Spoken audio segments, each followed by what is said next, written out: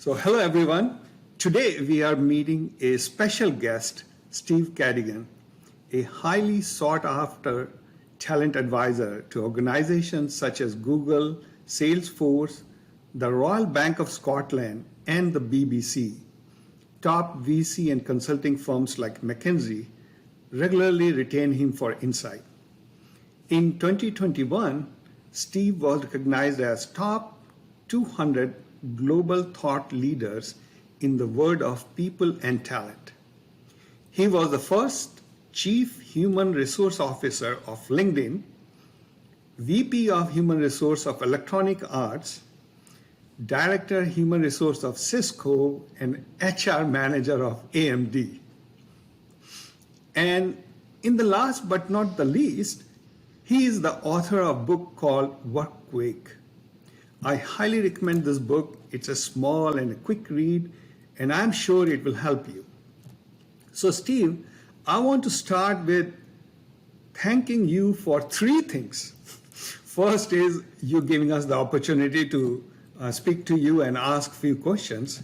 Second, for writing this great, small, and concise book. Why I say concise and small? Because now I'm reading a book on architecture. It's like 1,200 pages, and I can see the author is just filling the pages after pages too, because his publisher said so. So thank you for writing a very concise book.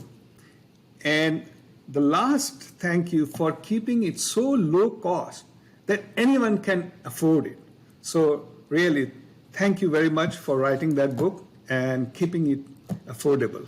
Well, thank you so much for having me, and keeping the costs low and making sure that the message gets out to a broad audience leads to opportunities like this. So I love talking about the future of work and trying to help other people navigate what feels like a very complicated future. And so, yeah, I really welcome the opportunity. So in your book, you talk about turning your culture for your own advantage, and it costs nothing. So that was very highlighted sentence, that it costs nothing. So let's start with what is great culture, how you define it, and how you can measure it. Can we quantify this thing, and what we can do to build a great culture? Great question, and you're starting in one of my favorite domains. You know, the world of culture, or even just the word culture, I think is very up to interpretation. It varies. Like humans, humans compose cultures, and because we are complex, organic creatures, always changing, cultures are sometimes hard to get a hold of. And when I think about culture from an organization perspective, I think about it in terms of how do we create an environment where we can produce the best possible outcomes for everybody in the ecosystem: customers, investors, employees, leaders, individual contributors. And that's hard because it's always changing and always in motion. And as we're recording this today, we are still in the midst of a pandemic, and we're seeing every culture and every organization face more substantive changes than ever before. But I think the value, the reason why this is so important holds up even outside of cultural times, and maybe even more so in times like now. And when it starts, I think, to hit leaders the most in terms of why this is important is when you're starting to grow and people are having to make a decision without the opportunity of immediate input from other people in other locations. So I need to make a call. Do I go X or Y? And I'm not really sure how I should make that decision. That's when the culture can really be helpful. You know, if we're looking for a big deal, or we're looking for a deal that's going to lead to bigger deals tomorrow. And what the cultural norms are in the organization should help inform how to make a better decision. And I think the clearer you are with that, the more helpful it is, the bigger you become, because people just have a general understanding of we're going to lean this way or we're going to lean that way, depending upon how it works. And there is no such thing as a right culture or a wrong culture. It really is up to the organization to help understand that. And I guess if wherever you are in your journey of understanding or thinking about culture, as an individual or as a leader, I think the best place to start is where we started at LinkedIn when we were facing this daunting challenge of trying to hire at scale. We had more offer declines than we had acceptances. We had a competition for talent that was extreme. And we sat around the table as an executive team one time, and I can't remember if it was me or somebody else. Somebody in the room asked a question, why does anyone want to work here? And that is a great starting point for you to identify who you are. What is your character as an organization? What are your values? What's important?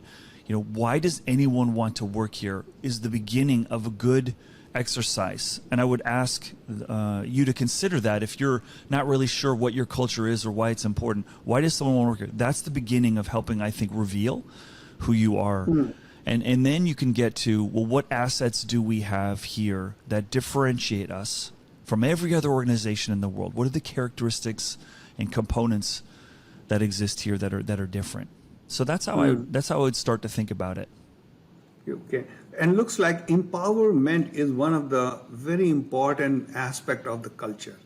The first example you were giving where employee can decide which way to go. So it's about having empowerment to do everything and not check with their manager for every step on the way. Well, it can be. I mean, clearly, if we're in a manufacturing organization and someone's on the line in the Tesla factory, I want them to not ask questions and be really clear, like, you have to do it this way or the car will break, or if I'm in a medical device company. But I think you bring up a really, really valid and very, very significant point in the world of technology. This is the world I live in. This is the world that you've been brought up in.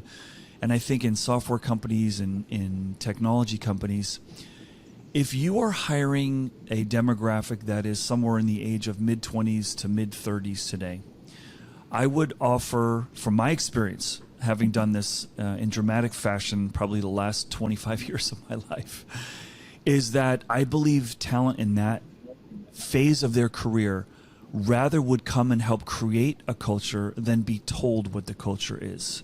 And this, I think, if you're in a stage of growth, if you're in a stage of hyper-growth, I think that's an attractive component that you have, that you want people to come in and make the culture better and help inform how they can deliver the best possible productivity and outcomes.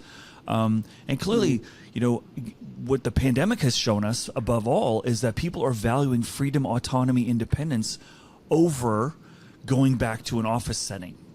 They've tasted it in a way that we've never faced before. And that's turned out to be, this is really, really important to people. So much so that all the research is saying people would rather quit because they don't want to forfeit the freedom of their time and their schedule that they realized during the pandemic, which is super interesting. True. So, Steve, first time I met you on TikTok. And I loved your stories of corporate America. I don't know if you remember, I sent you a message. That's how we got connected. That I really loved your stories of your experiences. And in the book, you said somewhere that you have to be authentic more than you are right. And so I would love to know any of stories from your past where you see this thing really happening and making a difference, that it's more important to be authentic than to be right, because we all are focused all the time to be right and perfect. Great question. And the stories that are behind that really are from my experience working with leaders who have grown up in a model of, for me to be respected, I have to always be right. For me to be respected, I can't be weak or vulnerable or look like I've made bad choices. I have to present a face and a facade and a presence that inspires confidence. And the belief is the more I'm right, the more people will be confident in me. And the best example story I can share with you was a moment at LinkedIn when we had the misfortune of being hacked by a bunch of hackers. We're not sure where they were from. We thought it might be Russia or China. But our system was hacked, and we discovered at least several million passwords had been stolen. Okay? And so our CEO, Jeff Weiner at the time, needed to get in front of the company, and we needed to start addressing this and unpacking it and try to prevent something like that from happening again in the future. And in the course of him speaking to the employees, he said a few things. He said, I think there's some things that I could have done better. I think there's some things that I want us to all do better. I'm sorry. This was a big hit for our pathway to filing to go public, and we were worried that there was going to be a confidence boost. And he showed a level of emotion and vulnerability in how he talked about this that that led to a big surprise for him. We finished the company meeting, and he went back to his office, and I walked with him, and we sat down, and we were just talking about, how did I think that went, and what did he think about the questions we got from the employees, and about did we strike the right tone. And all of a sudden, he looked at his inbox, and it was exploding. And he said, hang on. And he started looking, and people were saying, because he showed a human side, because he showed his true, authentic self, people were more loyal. They were more excited to work for him. They respected him more as a leader. And he looked at me and he said, I never thought that, I was admitting mistakes, admitting fault, and things I could do better. And now people are more loyal of me and wanting to follow me more. And that was a great moment to be in the room with him when he saw that. And I've had other experiences like that, but that's what I'm talking about when I'm saying, when you can show yourself. Now, I'm not saying be wrong, but I'm saying those moments where you can admit you were wrong, when you could admit there was a mistake, where you could admit that things could have worked better, you're going to build so much more followership than you may realize if you've never done it. That's what I was trying to get at in making that point in the book. True. Great advice. Yeah. And I love the concept you talked about, employer brand advocate, right? Recruiting or treating employees as they are your advocate, and every employee is your public relations person. And I see a few companies do it very well. I see like in Microsoft and Google, and we call it drinking the Kool-Aid. So whenever you even meet them outside of work, they'll only talk about work, the great product they are working on, and very excited about it. But same time, in Seattle, I see some very, very big tech companies, employees are there who we meet outside, but they are not that excited or passionate. So what I wonder is, I would like to know a few things employer can do to turn every employee fall in love with your company, and how you can create this amazing experience of employees, like how, again, going back to that saying that drinking the Kool-Aid, what companies can do to make their employees become their brand advocates? Well, I think that's it's something worth aspiring for. That's very aspirational to try to create an environment and a culture and an organization where people don't see it as a chore. They don't see it as a job. They see it something beyond that. And I don't know that you're ever going to be 100% successful because everyone's changing.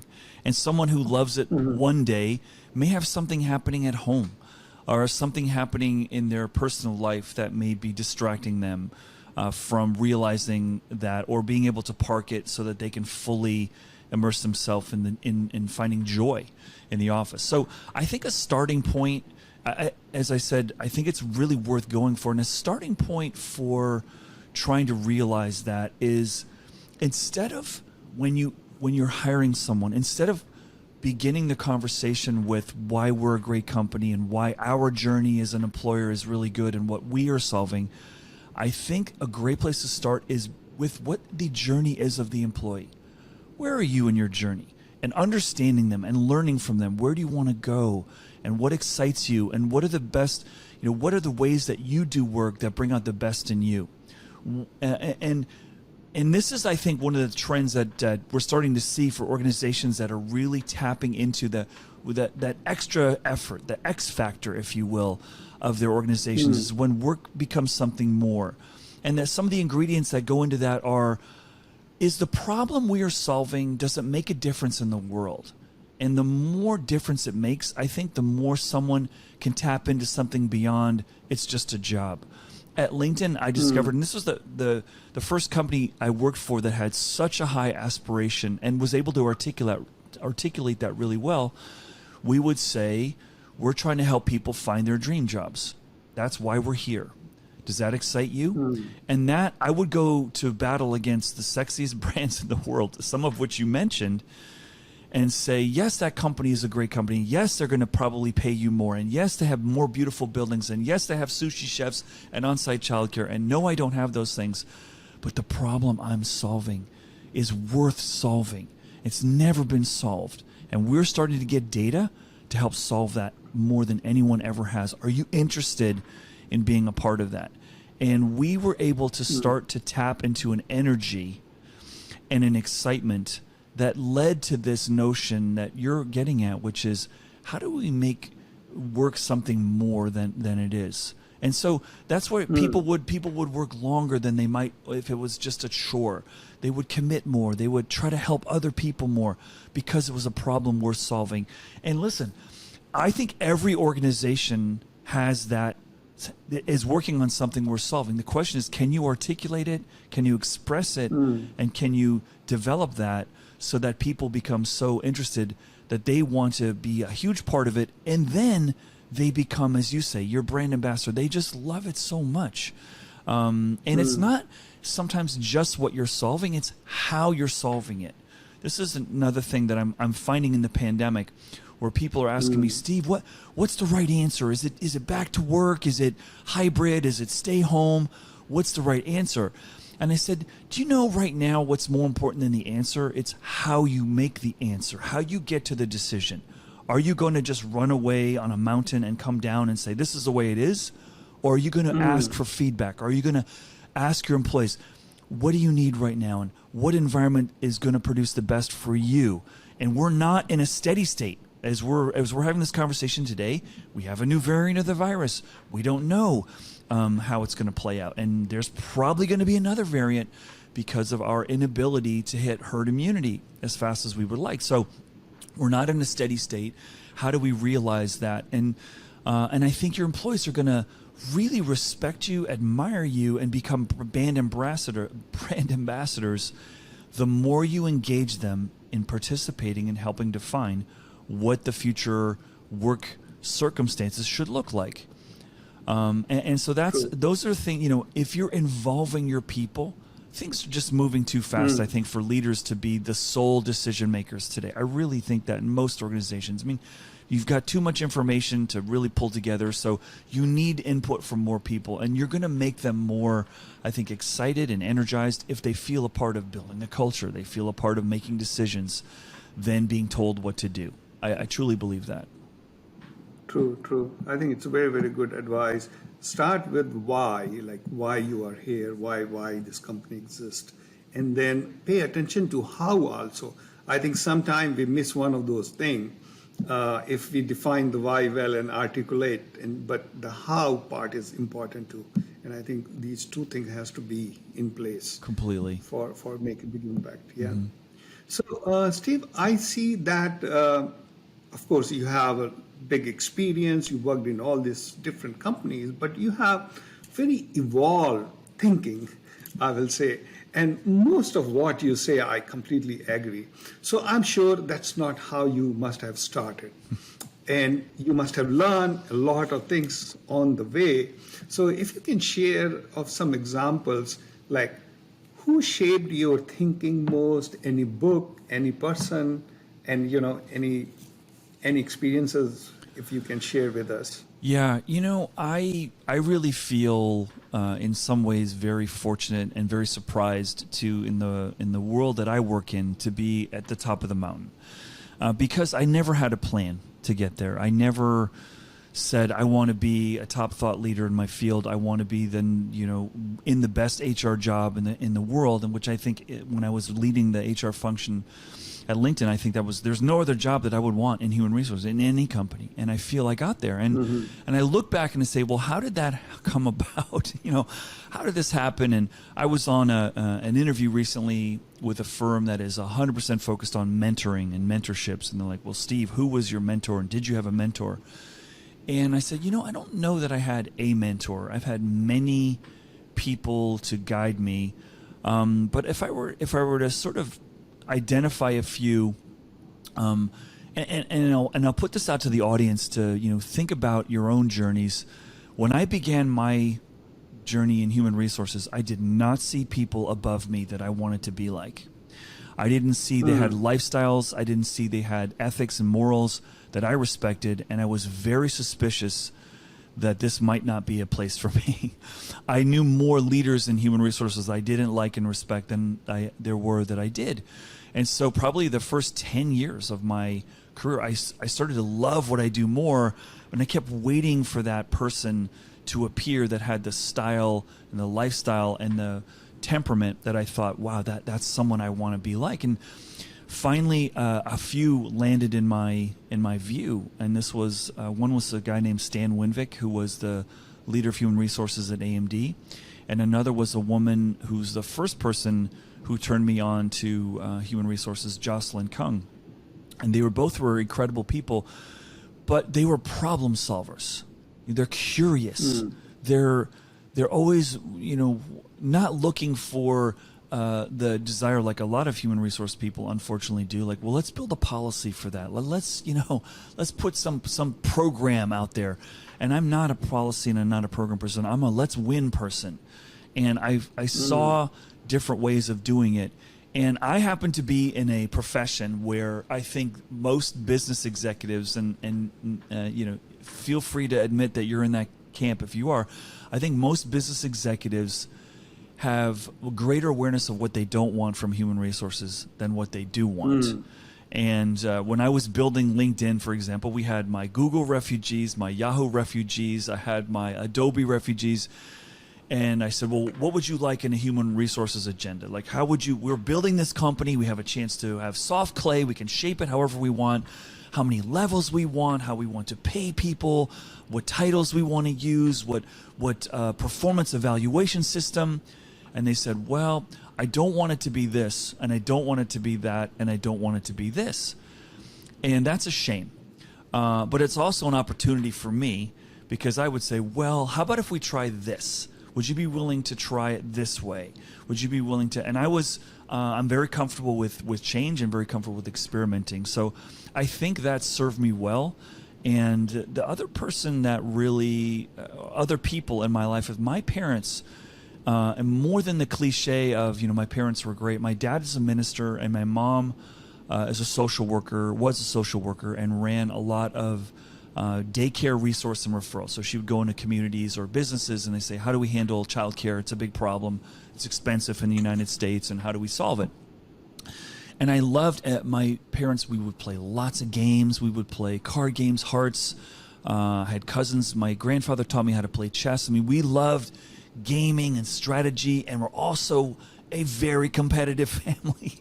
And when you put curiosity and strategy and competition together, it's a pretty cool mixture, I think. And that was the home that I was raised in. My sister, as we're recording, she's staying with me right now, and we're strategizing. What are you seeing? What are you thinking? And we're always looking for a better world. And that's what my parents, when I was 2 years old, took my older sister and I to South Africa, and they wanted to see an adventure and experience an adventure. And this was the late 60s, and apartheid was very, very firmly grasping that country. And my parents were adventurous, and let's go and let's have it. And they tried it for a year and fell in love with it. So we wound up staying almost 5 years in that country. And I think that's in my DNA. When I look at, how do I see the world, and wanting to try new things and being curious. And it's easy to say, and we can dive into that a little bit, but I think I like to counter a lot of the career advice I see where people say, well, you have to go to school to learn this so you can get this job. And I'm like, well, I got the highest possible position in my profession when I finished school with a history degree and had no plan. I had no way of knowing. I didn't even know what human resources was when I was in school or finished school. And so I believe that the skills I developed were the skills of communication and understanding. They're very liberal arts kind of skills.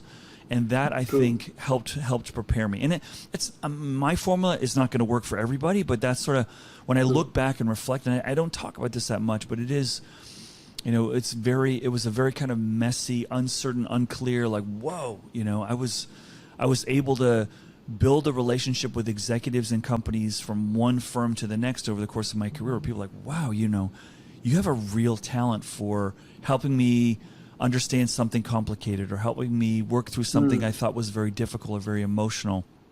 And I don't know, so maybe some of those are gifts I can't even explain, but I really love that kind of work. Right.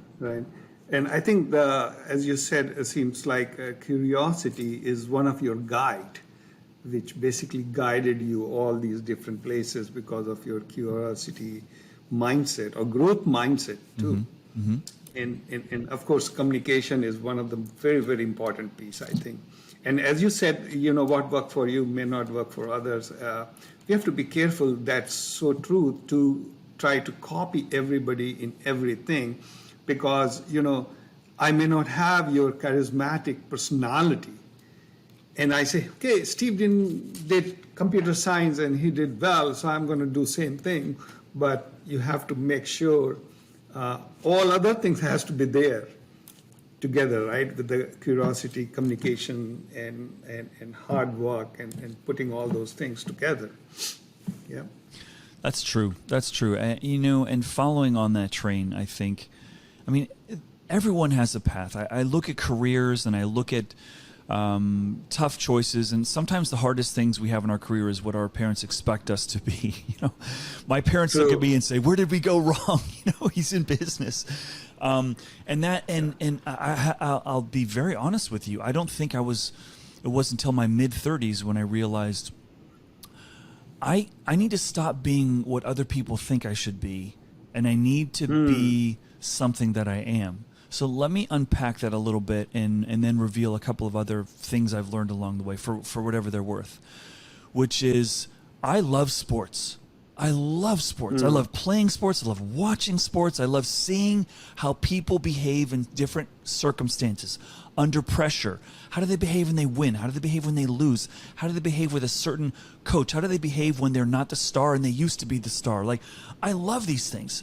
And all of that, I realized by accident, is everything about human resources. And I got fortunate that, you know, I probably spent as much time playing pickup basketball in university, if you ask all my classmates, as I did in the library. But I didn't realize that I was building a professional skill through my observation and trying to always think, well, what would the best combination be for this group of people or for this organization? And that, you know, and I think what you're getting at, what you're leading me at with that question is, what are those things that you have, listener, that you really love non-professionally? Like, don't think job. Think, what gets me fired up? What kind of people make me have more energy? What does my pulse rise? Is it when I'm in what kind of settings? Is it large group settings? Is it by myself? Is it with tight deadlines? Is it with long deadlines? Is it a very complicated problem? Is it a simple problem with short deadlines? Is it involving a lot of travel? Is it involving being I mean, there's so many dimensions that in our lifetime we will only be able to taste probably like 1% of the opportunities that there are for us to pursue. So what we should try to do is, from one environment to another, just learn about yourself. What do I like doing? What am I good at? What do people see me creating value in? And so you brought up something that I want to address here, which was a big learning for me, which I think to be very true. I mean, and I've hired, like you, we've both hired many people in our lives, and we've coached and worked for many people. But I've hired thousands of people, and one of the things that I've observed in watching leaders and employees is that I believe great careers are built more on trust than hard work. And many of us are told, you work really hard, you're going to get ahead. Well, working really hard is very important, but it's mostly important because it builds trust.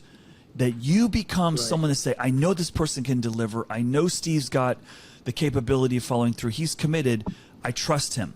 So the goal is trust. It's not the hard work. The hard work is the pathway to trust sometimes, but it's also investing in, one of the things I tell people a lot, and this is one of my most viewed TikToks, is that I will tell you, having interviewed people, sometimes your value as measured by the interviewer is more the questions you ask than the answers you give. That shows curiosity. That shows your growth mindset, if you will. And if you do an hour interview with someone and you say any questions, like, no, you answered all my questions, I walk away feeling really unsatisfied. Even if your answers were brilliant. Like, you're not curious about anything, like we just met. Right. We've only been here for a while. So I think that, that notion of how to display your curiosity, and if you don't ask questions, you don't really know that this is the right place for you, the right culture for you. Like, it should take weeks for you to really know if a company's really great. And I've got 1 hour and you're not going to ask me a question. And then worse, a lot of times people make the mistake, and I know you've seen this. They're going to ask me a question that they think I want them to ask. Or they're going to give me an answer that they think is the answer I want to hear. If I would ask someone, well, why do you want to work here? Oh, because it's a really great company. Okay, how do I know it's a great company for you? That's a really unsatisfying answer for me. It's a great company. Right. What's your journey, and what are you going to learn here? And why are you going to choose here? Because if you answer that question, oh, it's a great company, I'm thinking to myself, you're telling everybody that, and you haven't really thought about why you want to work here. And if I hire you, you're probably going to, at some point, understand who you are a little bit later, and you're going to leave. So I want to know that there's stickiness, right, in why you're making that choice. True. No, it's very true. In fact, I feel the higher up you go and in your interview, more than your answers, your questions tells me more about you. So questions are really important. And then again, the root of all that comes out of curiosity. So if you are curious, automatically you will ask hundreds of questions.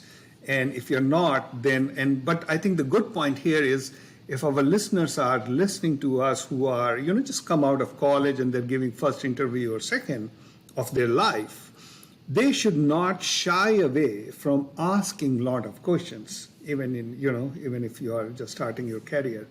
You should do that, and I think that's a very good advice. Yeah. True. Yeah. But it is complicated, and it is complicated, when it's easy for us to say, because we're later in our journey, and we've learned our lessons, and we have our scars, we've made our mistakes, and but what is our purpose right now? Both of us right now, we are trying to help the people who are just looking at jumping into the pool of their careers.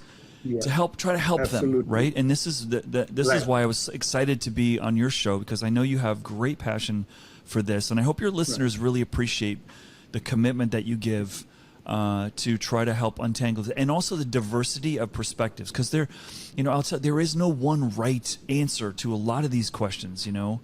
Just like the first one you asked, like, what does a great culture look like? Well, it really depends on the people. And one of my biggest pet peeves about Silicon Valley, and I have a lot of problems with Silicon Valley, and I live right in the heart here, and right next to Stanford University in Menlo Park, and one of the biggest mistakes I think a lot of people make is we want to be like Google, we want to be like Facebook and Apple, let's go visit and learn and do a benchmarking of what they're doing. And I tell them, like, listen, you're not Google, you're not Apple, you're not Facebook, you're not LinkedIn. Take that lessons of what they do, but that fits their business, that fits their people, that fits the founders who are from Russia. I mean, that fits the psychology of what they have. And the most important thing is you need to be authentic to who you are.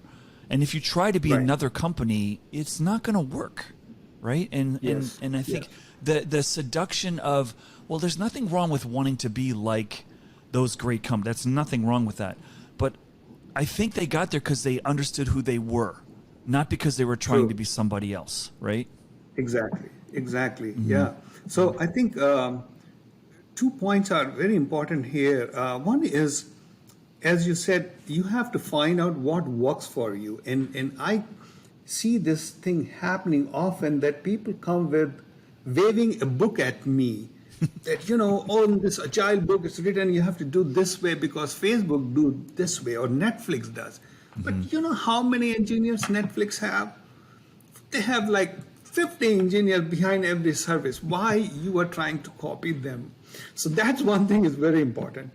To, of course, for sure, try to learn from them, but don't just try to go and blindly copy. Like Facebook had this mantra, break things fast. But it does not mean that you start breaking things in production because Facebook said so. And their business is different. If I don't see my news feed for a second, it doesn't matter. If I see it stale, it doesn't matter. But if you are a company who's in serious business, you cannot go in that route.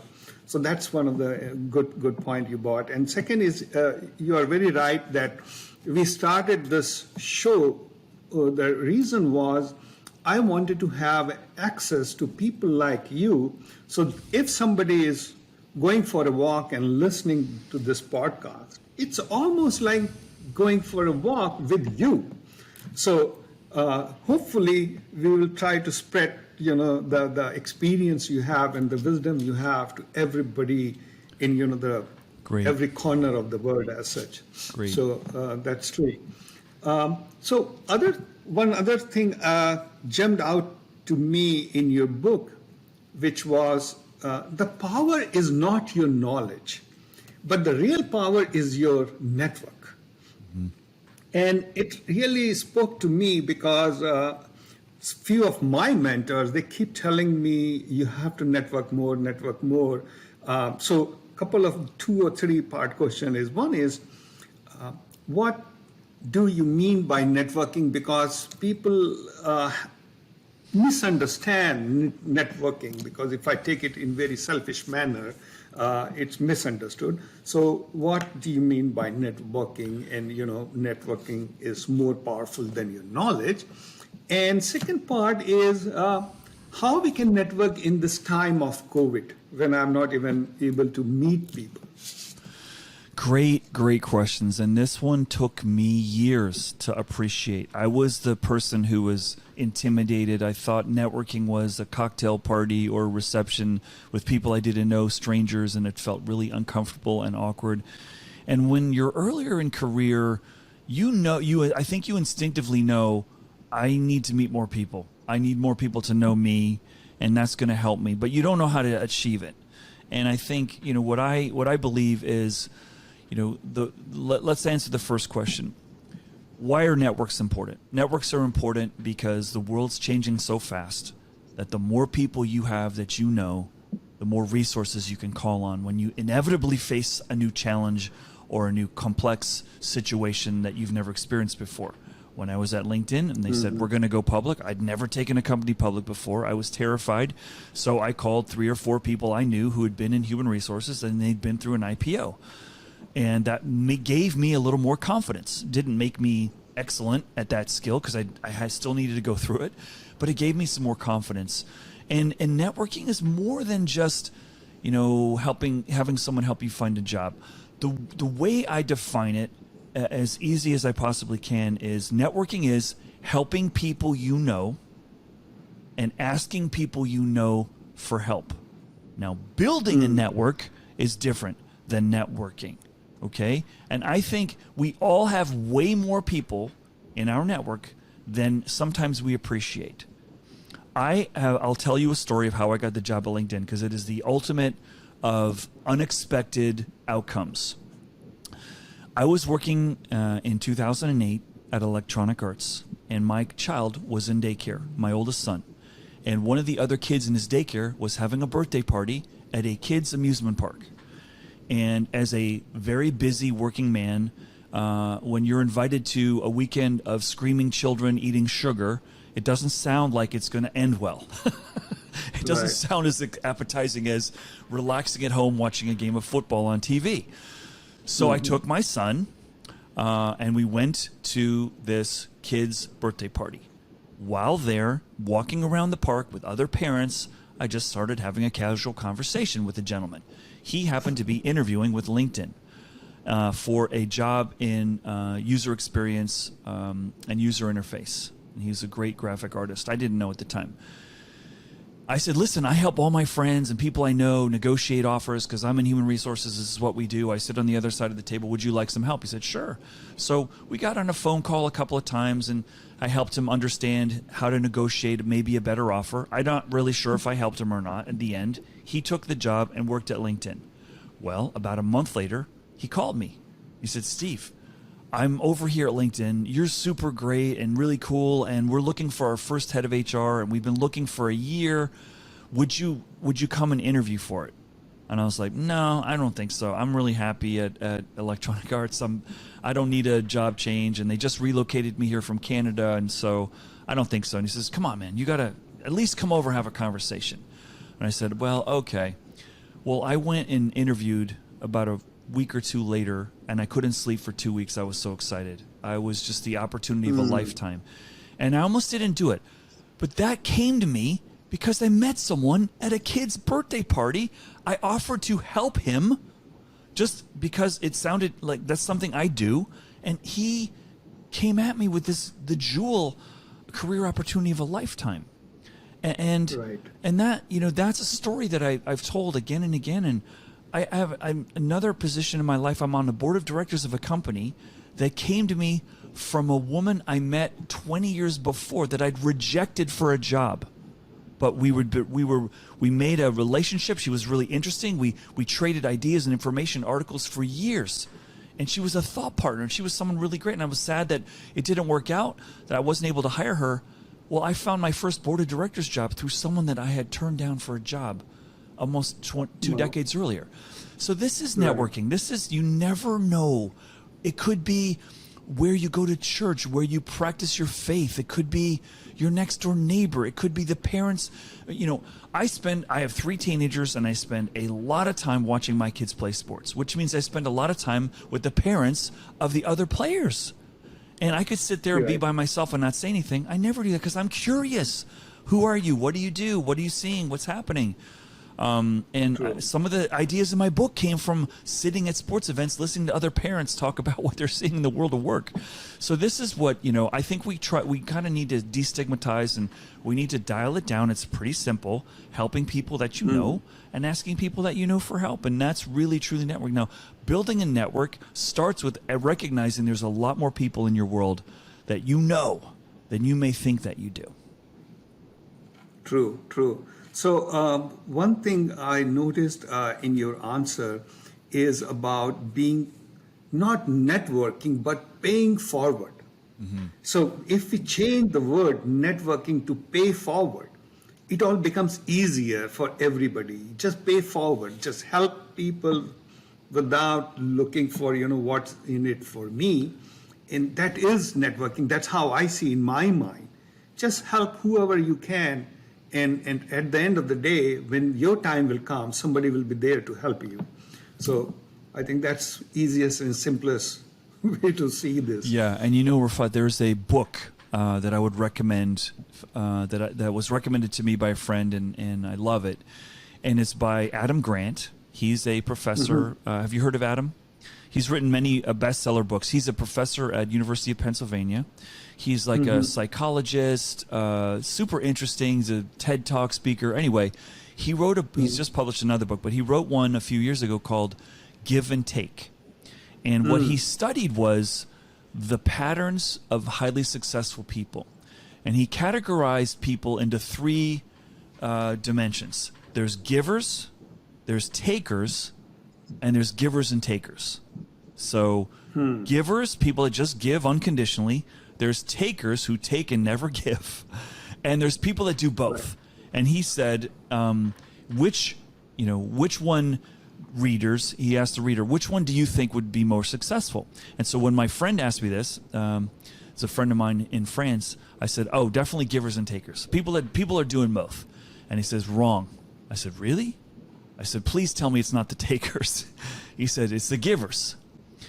And whether it is because of karma or whatever, but givers tend to elevate more because more people want them to be successful.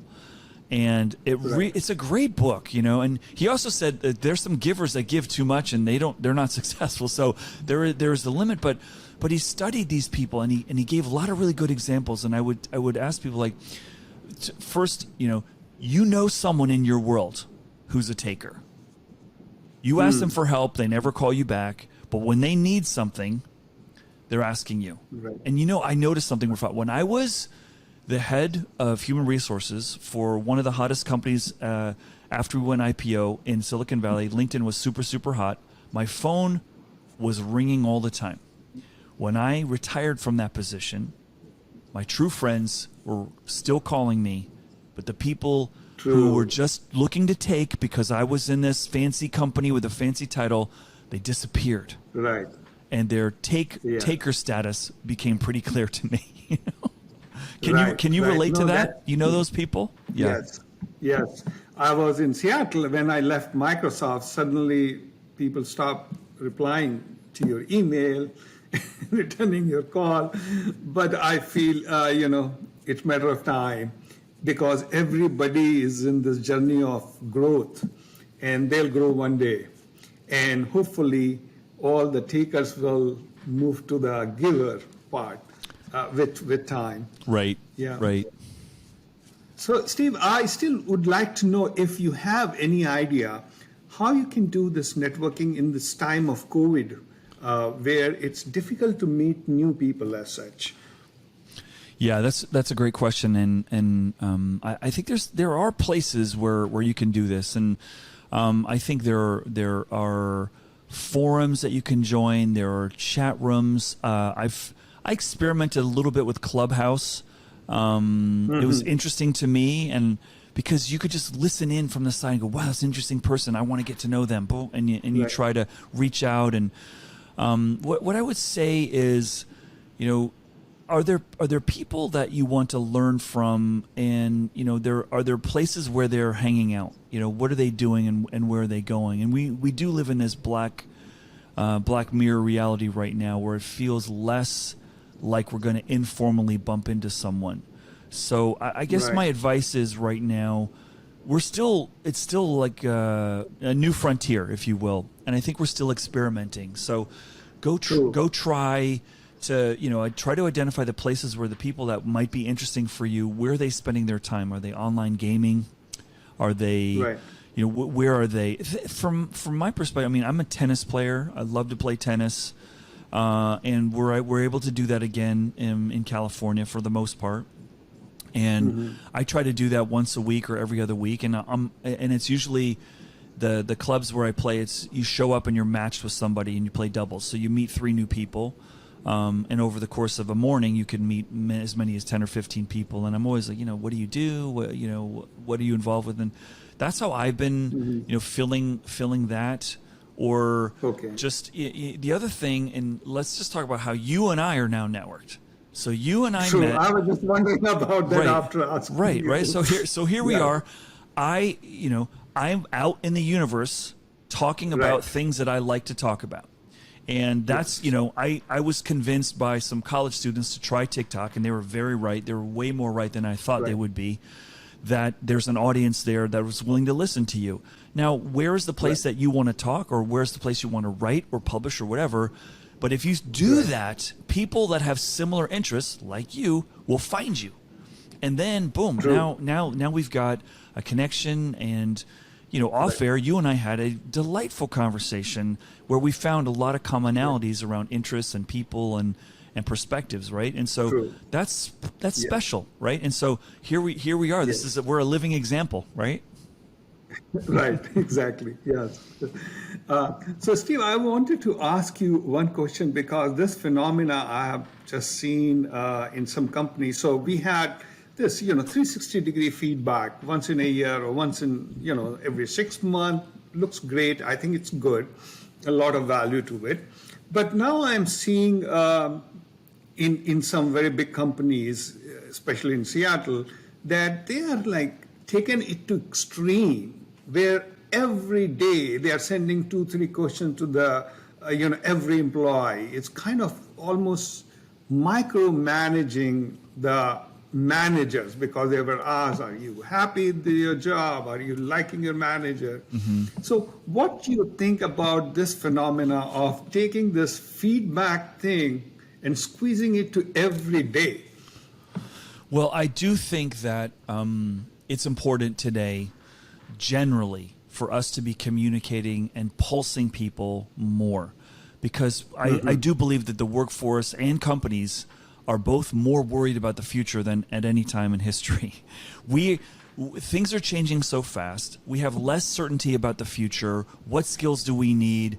What new competitor can come out of the woodwork, because what it costs and the time it takes to build a competitive company is far less than it's ever been. And so there's more out of our control. So my advice to people is to please raise the cadence of asking people. Now, there's a difference between asking for people with the expectation that you're going to action it immediately and fix something, right? Like that's the old annual employee survey. It's anonymous. Right. Give us feedback on what we can do better, what we're working on that you want us to continue, and then we'll come back to you and give you the results, and then we're going to take 2 or 3 things and try to change them, and 2 or 3 things and make sure we don't change them. And so I think I jokingly tell companies, if you're surveying your employees once a year, you're not surveying your employees. Like that, it's just you're not listening, because the world of work's changing so fast that you kind of get a pulse. What I do like is organizations, if they really care, like and they serve like an Uber message. When you leave the office today, are you feeling inspired? Do you feel like you made a difference? Just to have a point of reference. And now in a world where I may feel more disconnected from my organization because I'm not in the building, I'm not maybe bumping into people, I don't have the social fabric that's reinforcing maybe a connection to something. I think organizations may be worried, and that's why that's why I think this is happening more.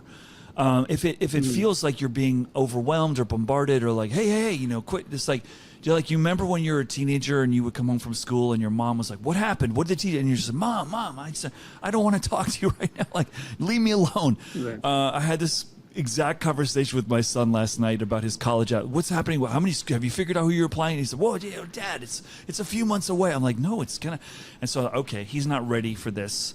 I'll wait. Right. I'm planting the seed in his head that I'm thinking about him. Yes, my parental worry is kicking in. He's not in a place where he's ready to talk about it. And I think we have to be sensitive to that. I would rather work for a company that's asking more than not asking right now. That I would. I would rather be with a company that's more concerned about my welfare. Do I have an immunocompromised family member? Do I have kids that aren't getting educated in the way that I think is right? That's going to distract me from delivering value. I would rather have someone over-index on that right now than under-index on that. But I think what's behind your question is, are we thoughtfully delivering that, or are we just bombarding people? What is the purpose? Are you explaining to people, hey, we're going to ask you every day when you go home, we're going to serve you up a Uber like 5-star, in your mobile phone, just for feedback. Right. And we just want to get a pulse that's going to make us lead you and guide you better. That's why we're doing this. And if you think we can ask better questions, or you think we can ask it less or more, please let us know. Right? I think that's a good thing. And interestingly enough, I get to cross paths with a lot of the VC community here, because I coach a lot of their kids in sports and so forth. So you cross paths, not because I'm seeking it out, but just because of the general nature of the crazy part of the world that I live in. And one of the highest invested domains in the last 10 years is the domain of companies building feedback collection technology and leveraging artificial intelligence so that we can get insights. One company in particular did something really, really interesting, which I'll share with the listeners really quickly. They were asking themselves, when we talk to our employees through corporate communication, through company meetings, are we consistent with our culture?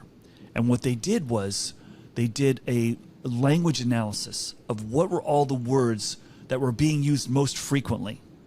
And they, to their surprise, discovered language insights that were inconsistent with some of the values of the company. And so it was just an interesting, I've never seen someone go that deep. Yeah. Like how we speak about whatever we're speaking about, the organization decisions or things like that.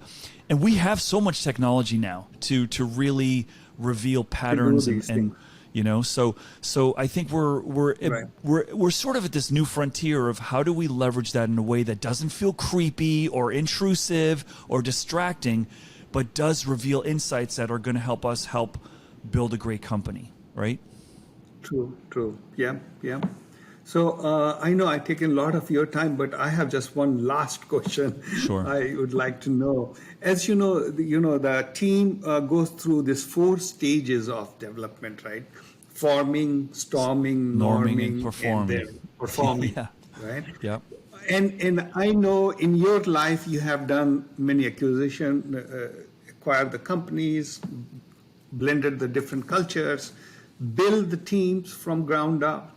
So I would like to know if you have some tips to bring the team out of this norming and storming stages to quickly to performing stage. Is there something people can do to bring the team quickly to the performing stage and shrink the storming and forming stages? Yeah, that's a great question, and that was the very question we asked ourselves at Cisco in the 4 years I was doing merger and integration work, merger and acquisition integration. We worked on 50 deals, and that was the whole goal.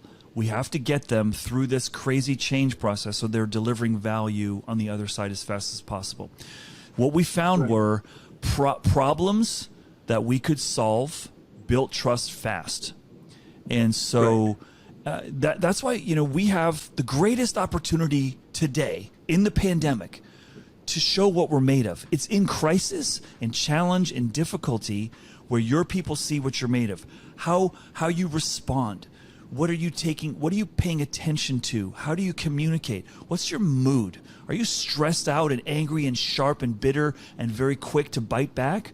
Or are you calmer? Are you listening more? Are you asking people, are you well? Are you checking in with someone's the life of someone before you start talking about their goals and deliverables and quarterly results?